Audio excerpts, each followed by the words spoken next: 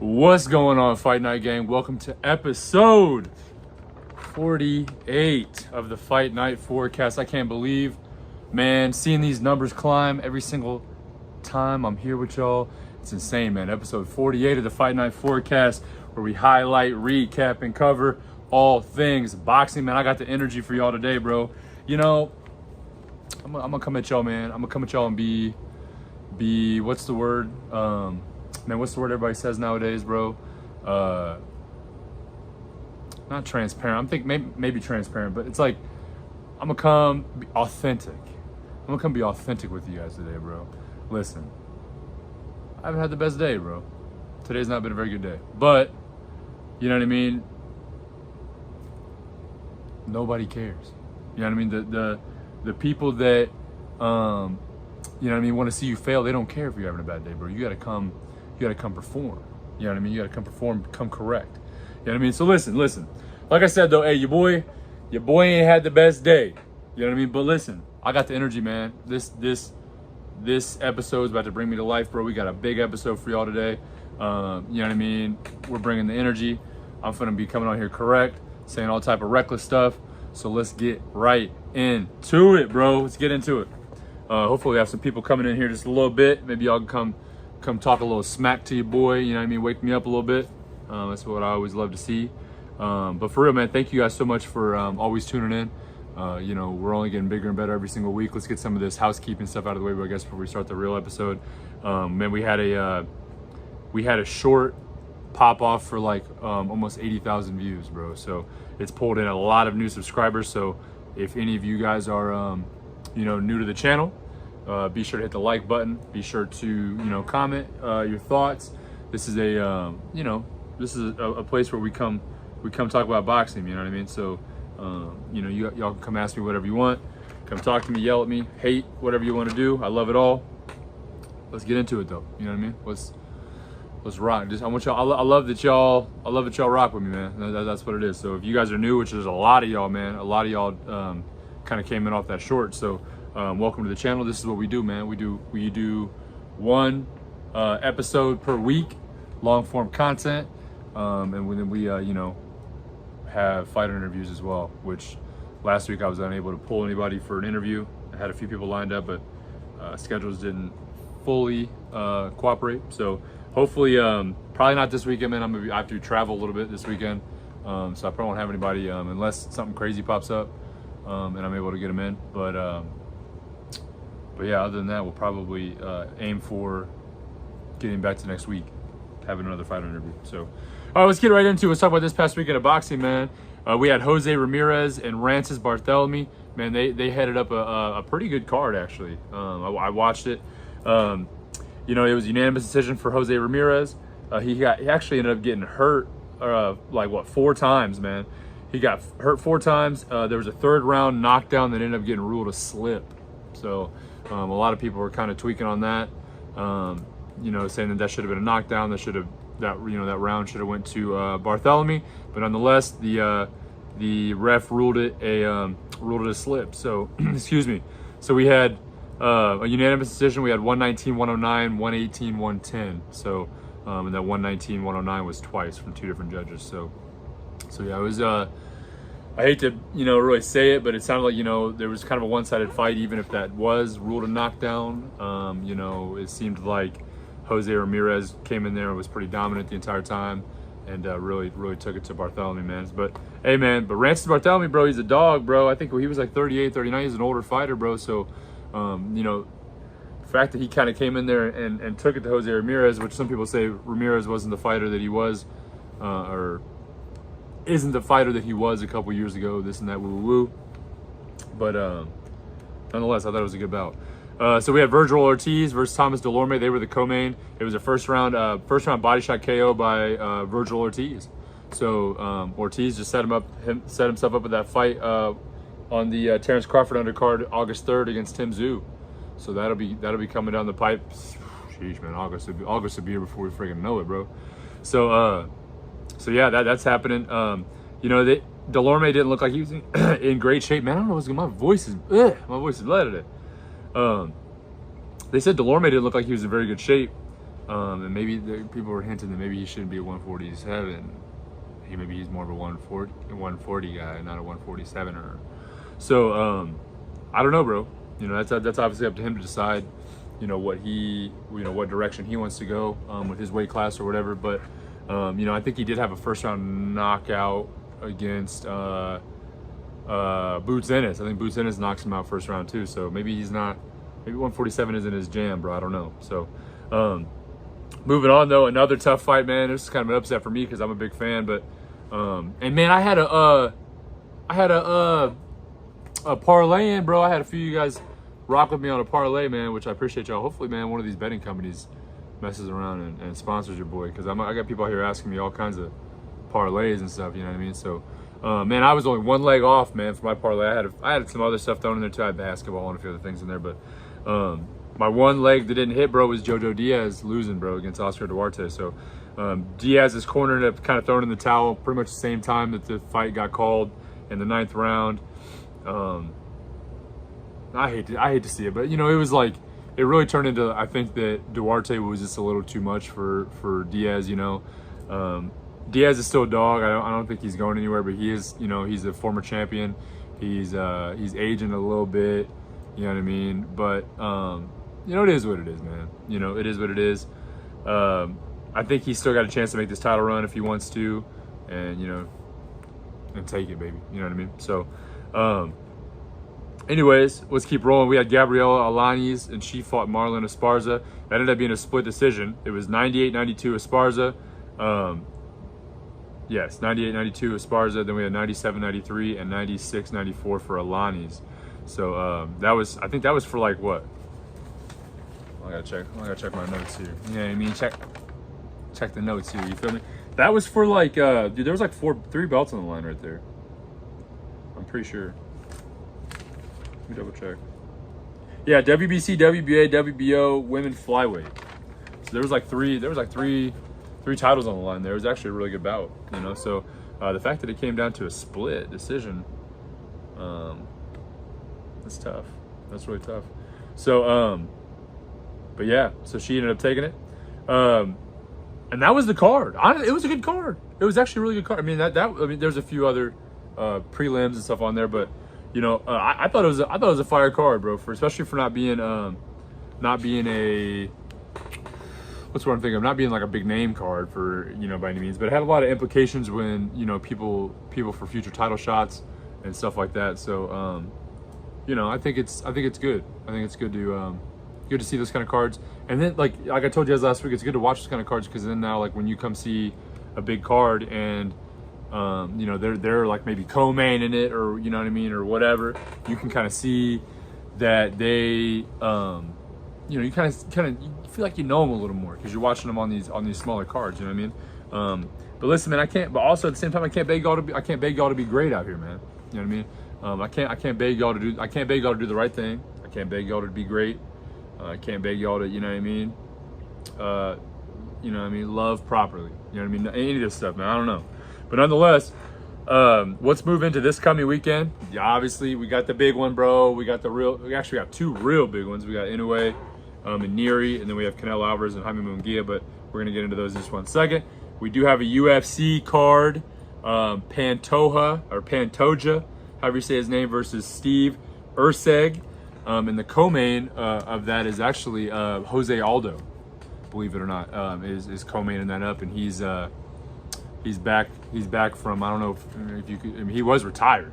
Pretty sure he had like that formal retirement and everything. So, but he is back now. He's on the co-main of that UFC card this weekend. That is May 4th. Unfortunately, I can't lie, I'm not gonna be watching, bro, because I'm watching Canelo. So, gotta watch Canelo versus Munguia, which is what we're gonna go into next this upcoming weekend, May 4th in Vegas. It's gonna be I know there was one other Prime pay-per-view right before this one, Tim Tszyu and Fundora. He was the last minute replacement for Thurman. But I would say this is probably the first big Prime pay-per-view episode for sure, or pay-per-view for sure. And it's actually interesting enough. DAZN's taking it on too, so they're doing like a dual pay-per-view slot with it. So we're actually looking at Prime / DAZN pay-per-view. I'll probably, I don't know when I'll end up watching it. We'll figure that out. But, I'm just not the biggest DAZN guy, bro. I mean, I love the fighters on DAZN. I don't know if it's just I don't rock with their platform. I don't know, or like maybe I don't know if their app maybe ain't the, you know what I mean, for me, the most user-friendly type beat. I don't know, but yeah, nonetheless, bro, I don't know. I rock with Prime. See, because Prime used to be PBC boxing, bro. So I used to be a big fan of PBC and Showtime and all that. So I guess it's still PBC, but it used to be Showtime. I'm a big fan of Showtime pay-per-view and all that. So I guess I'm just kind of rocking with Prime a little bit. I'm a little, you know what I mean, your boy's a little biased, I think. But nonetheless, yeah, we got Canelo Alvarez and Jaime Munguia. That's the main event there. Gonna be big, bro. Gonna be big. It's super middleweight, undisputed. This would be Canelo's 4th consecutive super middleweight title defense. So, well, not title defense, undisputed super middleweight title defense. So all 4 belts on the line for those of you guys maybe didn't know much about it. But we actually have, you know, sometimes with these big cards, they don't really stack them that well. You know, like like I'm not hating on the Haney Garcia card, because, you know, it ended up actually being a really good card, but, you know, there wasn't too many big names, you know what I mean, on there. But we got Brandon Figueroa. He's fighting Jesse Magdaleno. That's for Figgy's WBC interim featherweight. And then we got Mario Barrios. He's fighting Fabian Andres Maidana, and that's for Barrios WBC interim welterweight. And then we have Imantas Stanionis. He's fighting Gabriel Maestre, and that is for Stanionis' WBA regular welterweight title. Which, you know how I feel about that, because you got WBC interim, you got WBA regular, you know, all this crap. But wait, that's that'd be 147. So that's kind of the aftermath of Terrence Crawford kind of having to, he's moving up to whatever 54 or whatever to fight Madrimov, I'm pretty sure. So so since he's doing that, all these new titles kind of get created, the interims get made, the regulars get made, because Crawford hasn't technically lost it yet, right? So hopefully that kind of explains it a little bit for some of the newer folk. Listen, boxing titles and boxing championship, man, it's hard to explain. I think it's one of the reasons why a lot of people get turned off from boxing a little bit, because it's hard to understand who's champion. But and that's, the UFC does a good job of being like, listen, we got 1 title per division, and then whoever doesn't have a title is not a champion, you know what I mean? So but it's part of the game, bro. Like, there's the 4 sanctioning bodies, this and that. So this is what we got to kind of deal with. So but yeah, nonetheless, I think that's going to be a good card. That's the main card there. Those oh wait, sorry, I lied. There's a no, that's the main card right there. But there's actually quite a few guys on the undercard that's pretty good. One guy, Vito Melnicki. I'm a big fan of Vito. Been trying to get him on the podcast for a minute. Vito, if you're listening to this, bro, I might even clip this, bro, just to, post it on Instagram. If you're listening, Vito, bro, I'm trying to get you on the podcast, bro. Trying to get you this promo, man. Been a big fan for a while. So yeah, Vito fights in the undercard. There's a few other good undercard fighters as well. So I want to say the coverage starts, I want to say it's 7:30 or something like that, 7:30, 8 o'clock. Canelo and all of them will walk probably 10:30, something like that. So you know what I mean, be ready, boy. It's coming. All right, so let's talk about there's another one on May 4th in Osaka, Japan. It's Emmanuel Rodriguez. He's fighting Ryosuke Nishida for I believe Rodriguez's IBF bantamweight title. Could be wrong. No, it's Rodriguez. But yeah, it's for the bantamweight, IBF bantamweight title. That's going to be at probably a weird time because they're in Japan. It's going to be in Osaka, Japan, so that'll be a weird time. To follow up another weird time, May 6th, we have Inoue versus Luis Neri that's featherweight undisputed. So we have 2 undisputed fights this weekend. Man, y'all better live it up, man, because boxing is doing its thing right now. You know what I mean? So I think later I'm gonna show you guys that the upcoming schedule at the end of we're doing the announcements. I'm gonna show you guys the upcoming schedule for the rest of May and June, and it's insane. I think we have like 4 or 5 undisputed bouts in the next 6 weeks, which is insane. So just sit back and relax, enjoy. You know what I mean? The Fight Night Forecast is covering it all for y'all, man. So y'all don't have to even worry about it, man. If y'all just tune in, I'm gonna have everything covered, man. Don't have to worry about it. But yeah, so we got Inoue and Luis Neri, and then Inoue Inoue's brother Takuma Inoue is fighting Sho Ishida for Inoue's WBA bantamweight title, and then Jason Maloney, one of the Maloney brothers, he's fighting Yoshiki Taki. That is for Maloney's WBO bantamweight title. So we got a little bantamweight duo showdown, if you will, on the undercard. And then we have Saigo Yuri Akui, versus Taku Kuwahara for that's for Akui's WBA flyweight title. So that's actually all that card is all title fights. So cannot be mad there, man. Cannot be mad there. So that's this coming weekend. So obviously, you know, I'm gonna spend most of this episode probably just getting into Canelo and Munguia, maybe a little bit of Inoue and Neri. Funny enough, though, those, I'm not saying they're exactly the same. I'm not saying that Canelo and Inoue are exactly the same. Neither Neri and Munguia are exactly the same, but a lot of the keys of victory are the same, bro, for me. And they're almost kind of the same fighter in some ways, in a lot of ways, actually. So I'm going to kind of go into Canelo Munguia, keys to the winning, and then really I might just kind of piggyback Inoue and Neri off of them a little bit, because it's a lot of the same stuff from the film study I've been doing all week. So yeah, we'll talk about it. But listen, first let's get into, before we get into the keys of victory, I want to talk about Canelo here for a minute. Canelo and Munguia. Let's just talk about him for a second. So Canelo, it seems like Canelo and Munguia, like this whole fight, it seems like it's getting a lot of hate, right? And I get it. I think we all wanted to see David Benavidez in there today and not, or tomorrow, or whatever, Saturday. I think we all wanted to see David Benavidez in there with Canelo on Saturday, but we're not getting that, man. So, you know, do I think that Munguia has a chance? Anyone has a chance. Anybody can get anybody's number on any given night, right?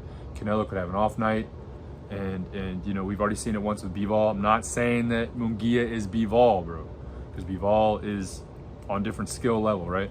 But we all thought that Canelo was going to run through Bivol. I mean, a lot of people thought. Ed, if you're listening, I know you might be listening, bro. Ed knew Bivol was going to win the entire time. But most of us, bro, thought that Canelo was going to just roll through Benavidez, and you know what I mean, and that'd be it.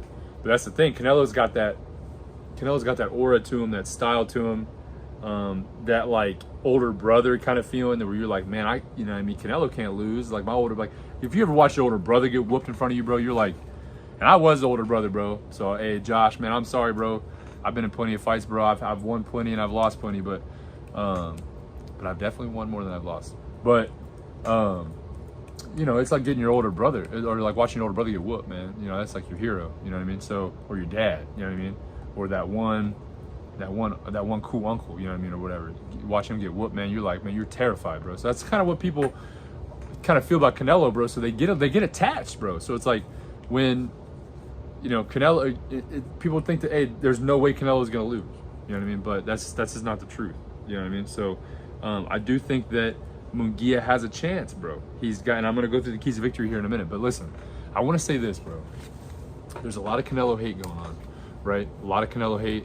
You know, with him not fighting David Benavidez, maybe saying that he's like, you know, he's avoiding David Benavidez or whatever the case may be. Doesn't want to fight him. Doesn't want to, you know, is being more cautious about who he fights now, or whatever your reasoning might be, right? There's a lot of Canelo hate going on. I'm telling you guys right now that Canelo only has a few more fights left, right? I'm telling you now, unless it's some act of God or something that keeps this dude going for a lot longer than average. That's what it is. But listen, I'm telling you, Canelo has, I would say, 3 to 4 fights max more, right, in him. You all got to think Canelo's been fighting since he was like 16 years old, bro. So he's 33 now. Not saying he's old, bro. He's in his prime. But he's been fighting since he was 16, bro. So that's And what's he on, like 62 fights now, bro? That's, I mean, that in boxing years, bro, that's like insane. The fact that he's fighting at the level that he is. And I hope that I'm eating my words right now and he fights way longer than what I'm saying. But I'm telling you right now, bro, I think personally, the Fight Night Forecast thinks Canelo has probably 2 to 3 fights. Now, let's just say 3 to 4. Canelo's got 3 to 4 fights left in him, I believe.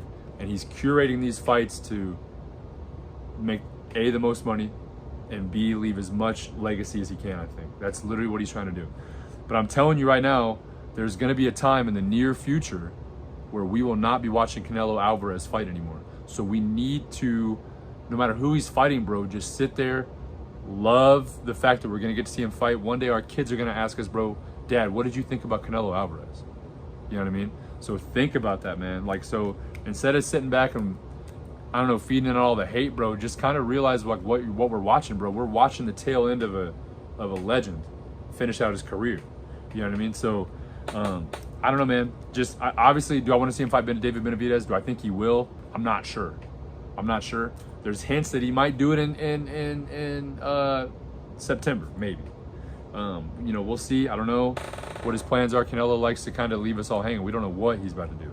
But yeah, nonetheless, bro, I would say for real, instead of feeding into all the hate, bro, recognize that like we only have a few more Canelo fights left and really cherish all of them. And that, you know, and that, yeah, I think he only fights like twice a year, bro. So really, at this point, he only has to fight twice a year. So it's like we really only have, I would say, 2 years left max with Canelo, 1.5 years, maybe. If he gets everything he wants to get done in these next few fights, he could just be like, I'm done, bro. And then people are gonna be like, oh man, we won't realize what we're missing out on anymore.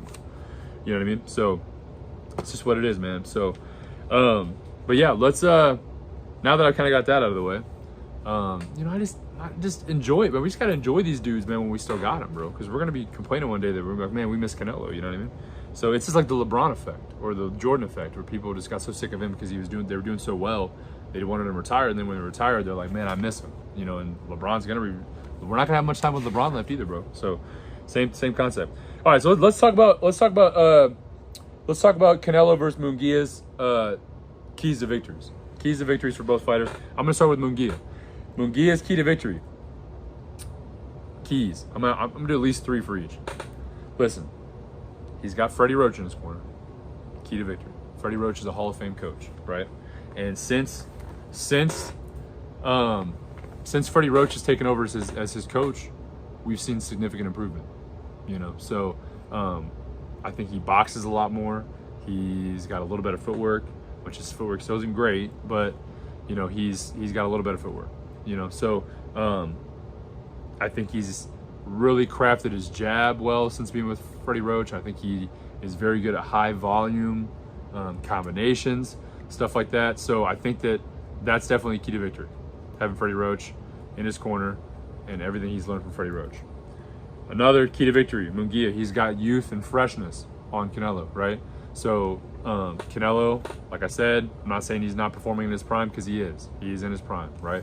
But at the same time, Canelo's had 5 fights.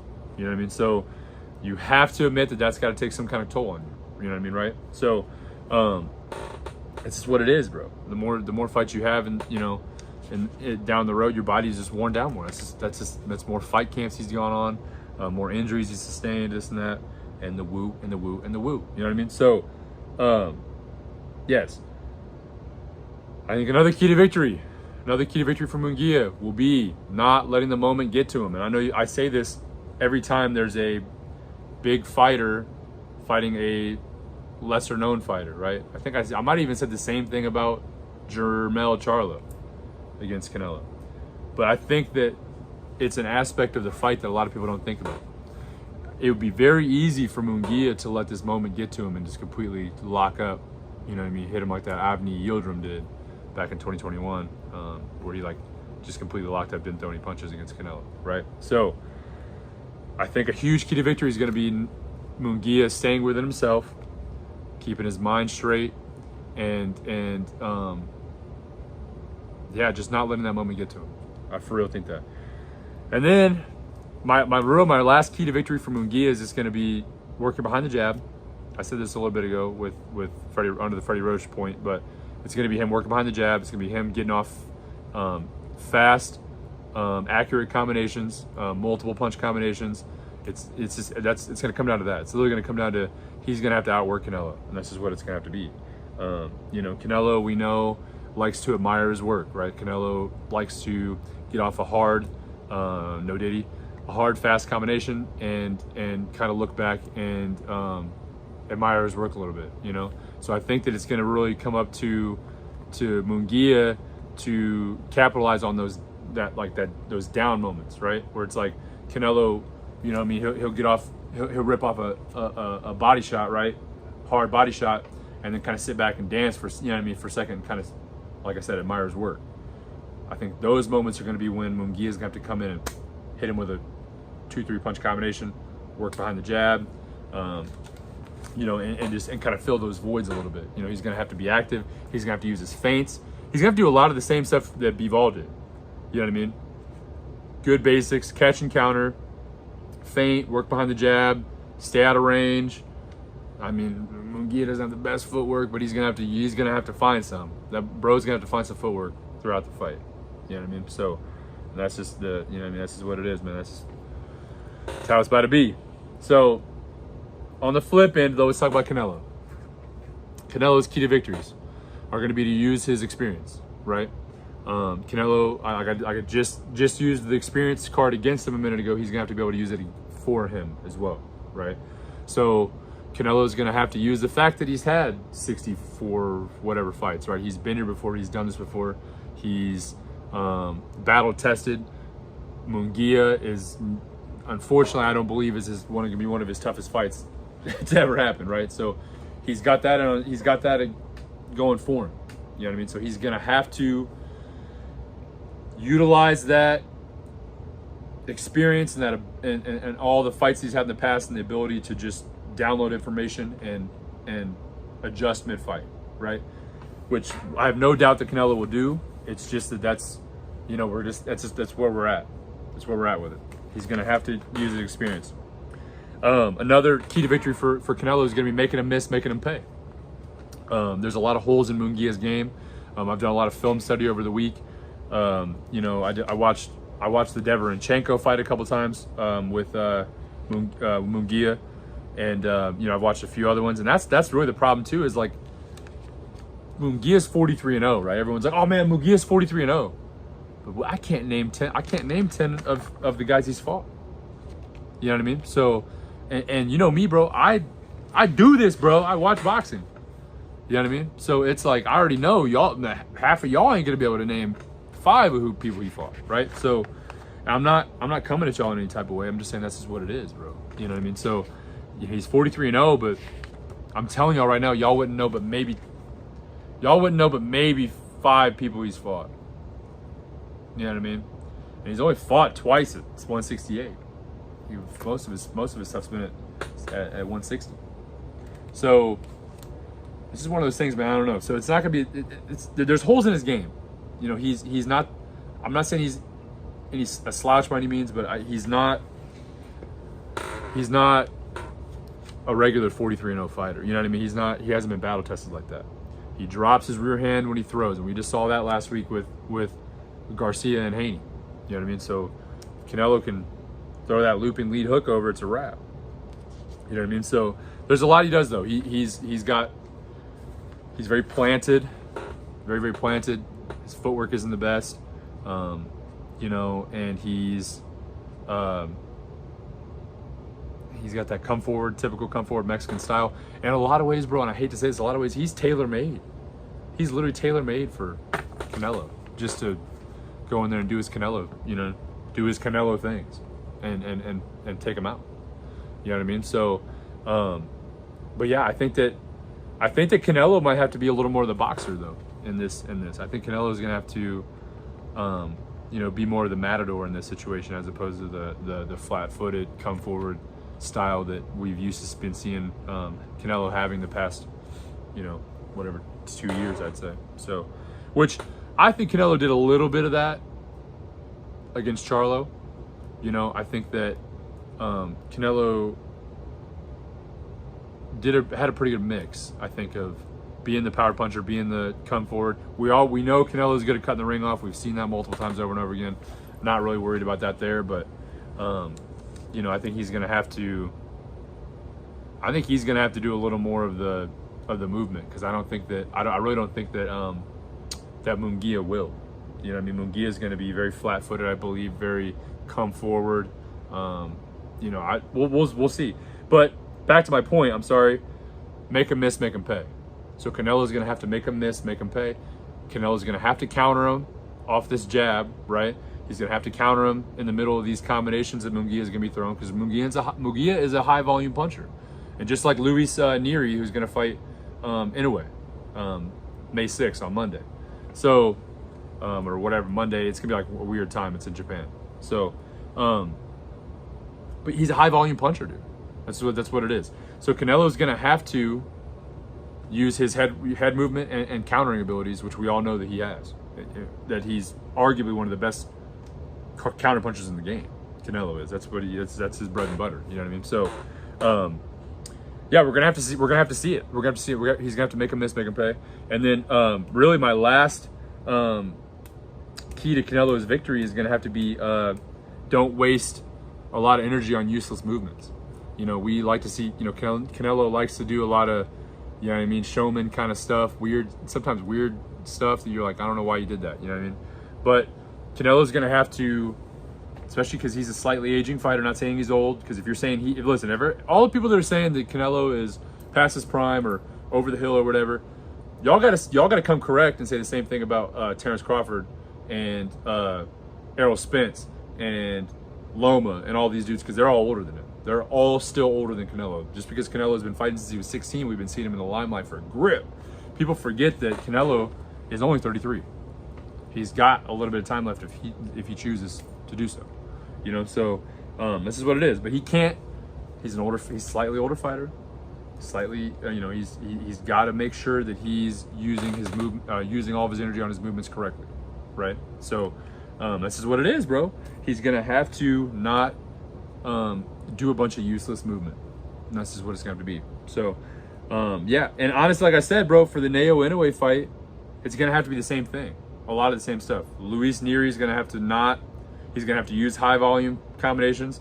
Inoue is gonna have to make him miss, make him pay. Honestly, because Inoue has scary power, scary counter punching abilities, power punching abilities, the whole 9 yards, bro. You know what I mean? So, and the same thing, Neri's gonna have to not let that moment get to him, because Neri is a little bit of a lesser known fighter. Inoue is honestly, in my eyes, pound for pound #1, right? So it's gonna have to be a lot of the same, honestly, pretty much the same stuff, bro. It's gonna be it's pretty much the same keys to victory, bro, for both Inoue, Canelo, Neri, Munguia. But we'll see how both play out, man. I'm excited to see it. It's gonna be a great weekend of boxing. I'm excited for it. I'm trying to find somewhere live, man. We're gonna be watching the Canelo fight live. It's gonna be live, baby. You feel me? So I'm excited, man. I'm really excited. But yeah, I think let's just wrap it up here, bro. My official prediction for Canelo, I'm going to go with a late stoppage. I'm going to go with a late stoppage. So for you guys that are betting, I would bet on a 9th to 12th round stoppage. I think that Canelo is going to work his body a little bit. He's going to be he's going against a taller fighter in Munguia. So I think Canelo is going to work that body. He's going to walk him down.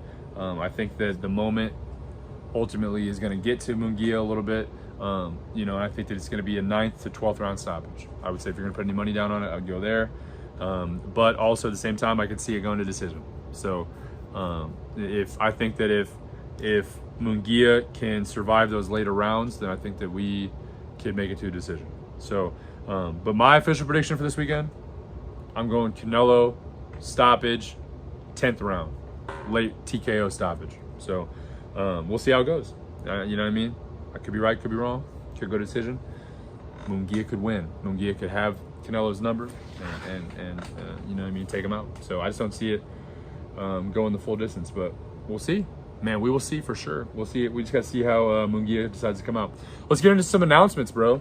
I got quite a few graphics for you guys, but this first one we're going to start with is Errol Spence and Derek James have a possible lawsuit. They're saying that Spence possibly owes DJ about $2 million, bro, for the Terrence Crawford fight. So don't know what's going on there. They've been together for a grip. You know what I mean? They've been locked in, bro. So I don't know what's going on with that. I don't know what the idea is behind that. If I don't know, there's just some discrepancy in the money, or Spence is having some sort of money issues or something. I'm not sure. I don't like to get into all that kind of stuff because that's personal. But it's been brought up now, and it's pretty big in boxing media right now. So I'll learn more about that and let you guys know. But I haven't heard exactly what the amount is or what the deal is behind that. But if I find out more, y'all will be the first to know for sure if that continues on. Because that's another thing is like, if Spence is wanting to get back in the ring soon, it's like, is DJ gonna be in his corner, bro? And same time, DJ just made a bunch of money off of Anthony Joshua and Ryan Garcia too. They suppose I've heard that $4 million. It's been $4 million a piece off of those guys' last fights. So DJ is sitting pretty, but he's like, hey man, if you owe him that bread, you owe him that bread at the end of the day. You feel me? So this is what it is. All right, let's talk. There is an announcement of Deontay Wilder fighting. Let me see here. Possibly fighting Jared Anderson. I don't know the full on that. Sorry, my stand's been kind of messing up. I'm not wanting to stay up. Give me 1 second, guys. I'll get this fixed right now. You feel me? But yeah, there's like a possibility that Deontay Wilder fights what's his name? Let me see. Oh, there it is right here. Perfect. Bam. Jared Anderson. So we'll see. Yep. So we got Deontay Wilder and Jared Anderson being planned for August 3rd in LA. That'll be on the Crawford Madrimov undercard. So, but Wilder has to first get through Zhilei Zhang June 1st in Riyadh, Saudi Arabia. So he's got to get that going first. We'll see. We'll see how it goes.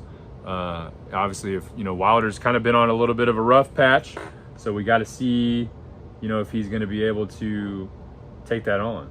You know what I mean? So, sorry again for the stand, guys. I have to get a new camera stand here pretty soon. That sucks, bro. It sucks, but it is what it is. You know what I mean? Things break, and you have to replace them, and it sucks. So, all right, bet. Let's keep moving though.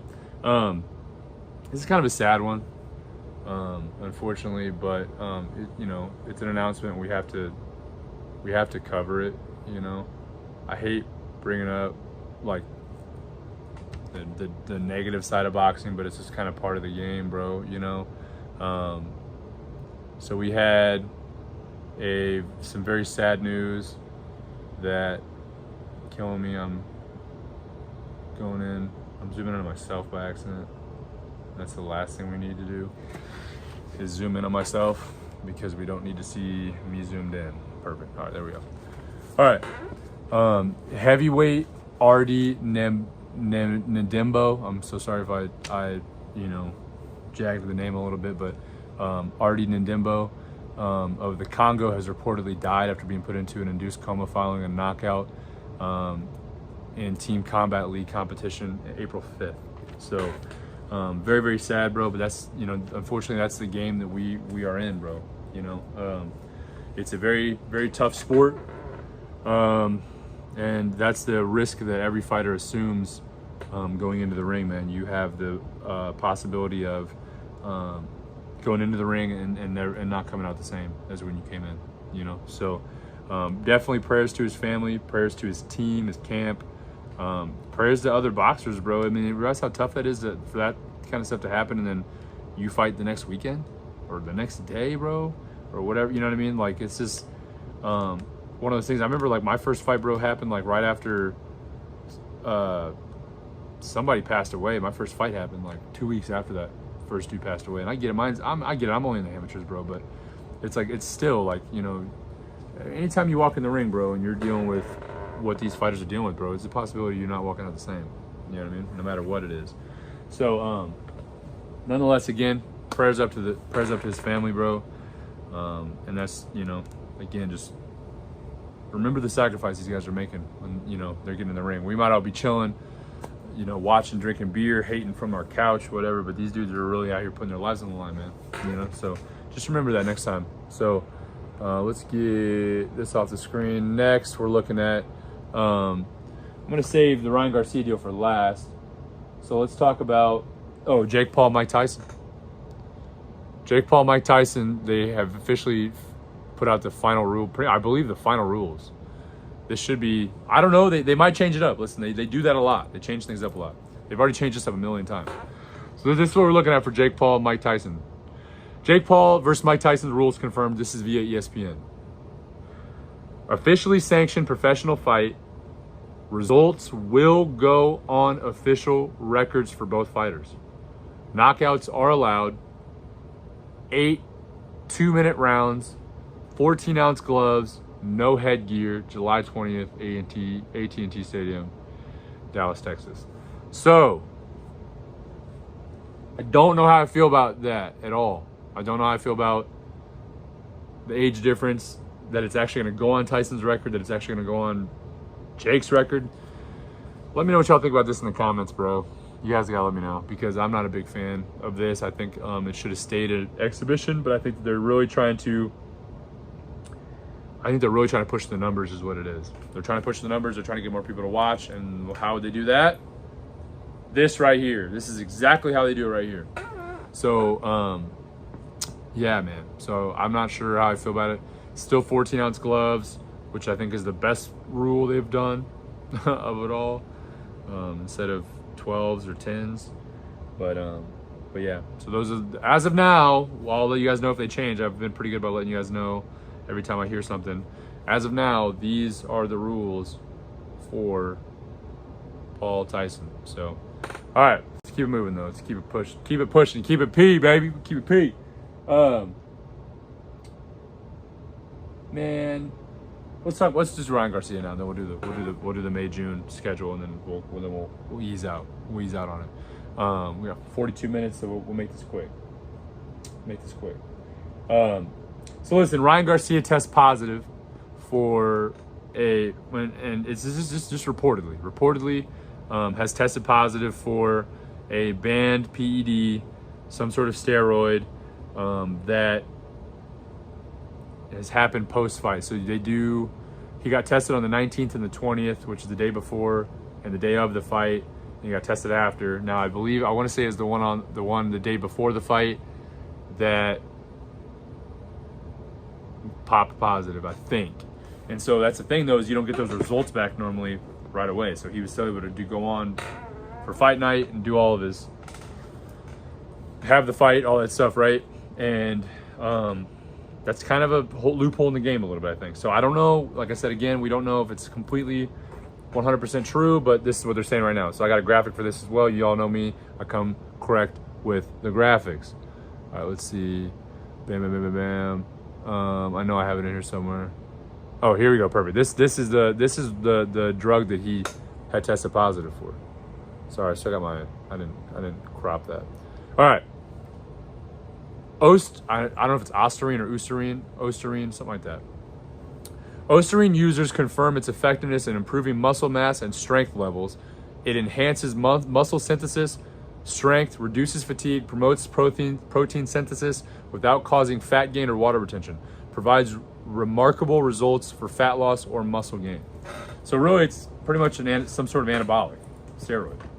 So it's, that's literally right up a fighter's alley if they're going to use it, and because they need muscle mass and strength without the fatigue coming on, and the extra water weight and retention, which Ryan Garcia still came in 3 pounds over, even with using that. So, Ryan Garcia, he got tested a lot through the whole process, and he passed them all. I find it hard to believe he got tested, because he got tested so much because of all that mental health shit he had going on, that I think that he got tested more than almost any fighter I've seen, and there's record of that.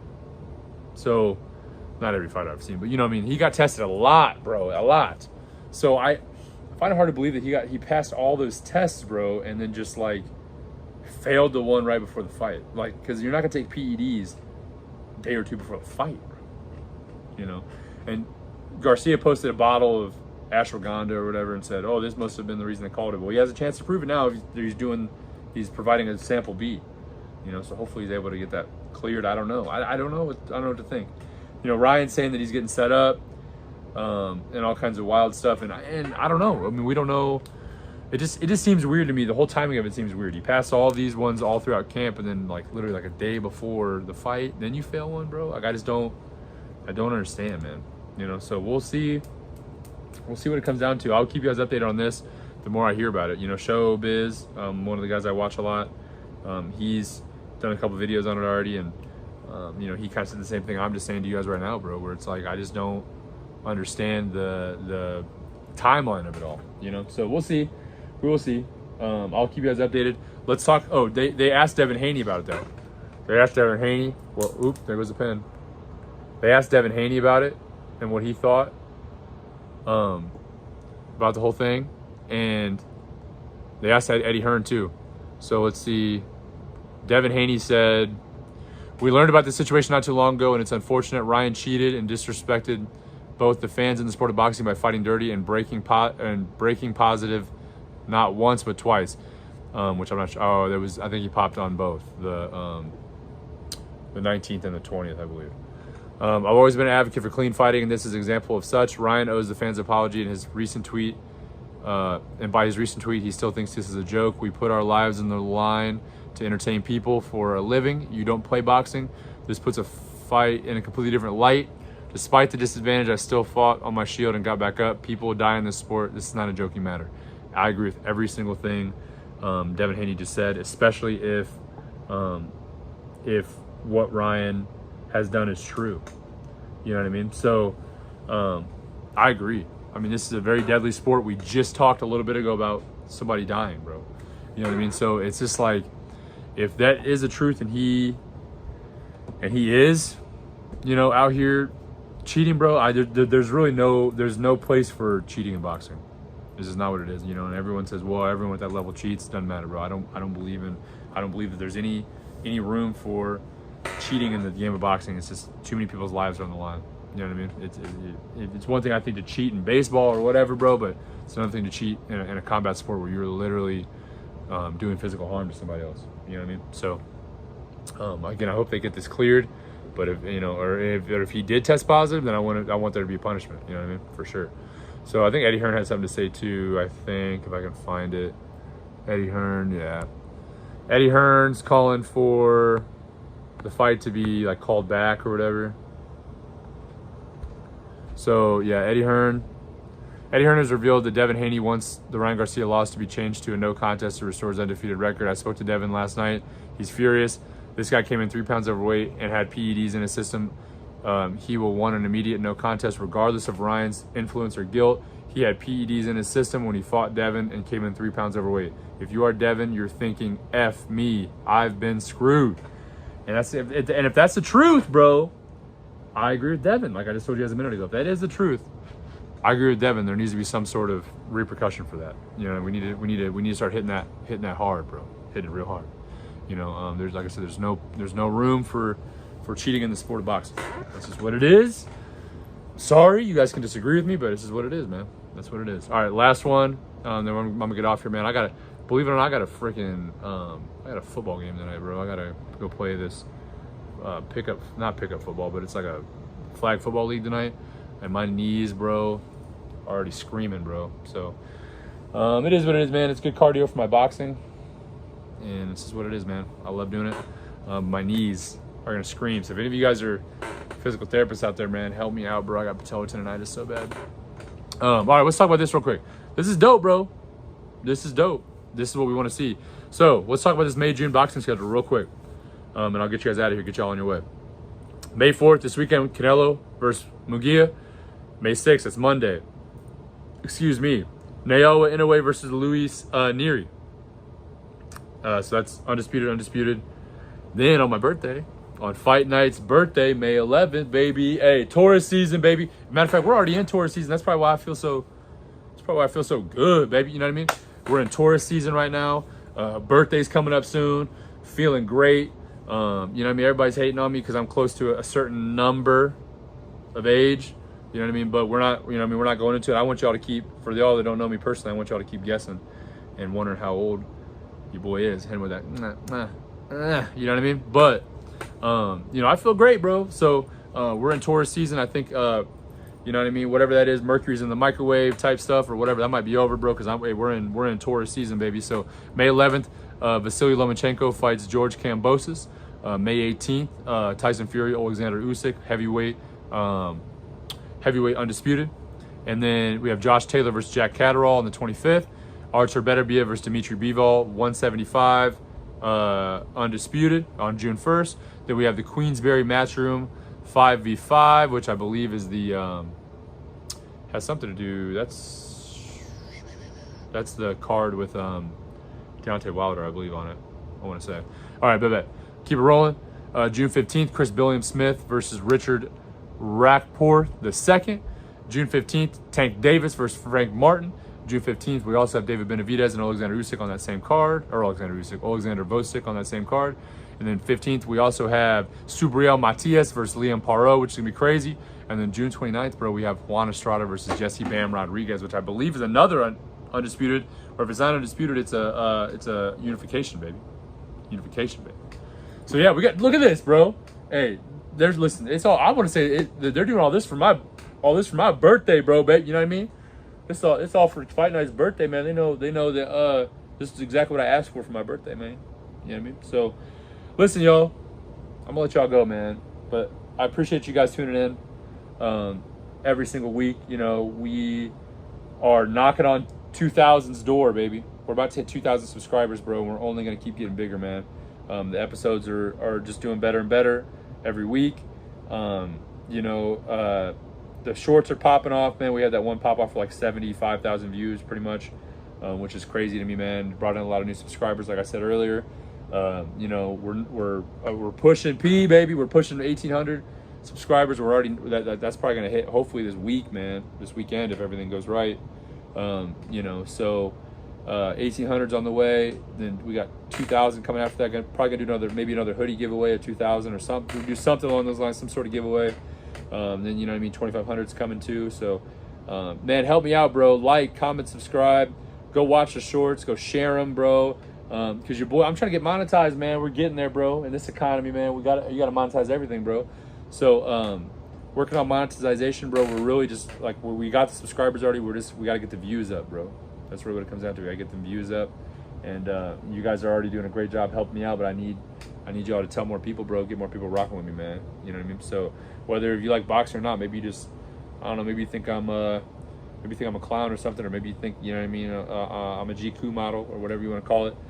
You know, just rock with me, man. Whatever, find some reason to rock with me, man, and go run my videos up, man. That's what I need. So, all right, man. But listen, I love y'all, man. Thank you guys so much for always tuning in. Sorry, bro, I did not mean to make this 50 minutes, bro. I was trying to make it more like 30 to 40 minutes, but there's just too much to talk about, not enough time. It's always how it goes. Thank you guys so much for tuning in, as always. I will see y'all in the next one. We should have hopefully 2 episodes next week, a regular episode and a fighter interview next weekend. Thank you guys so much. Y'all be safe. Have a good rest of y'all's weekend. Peace.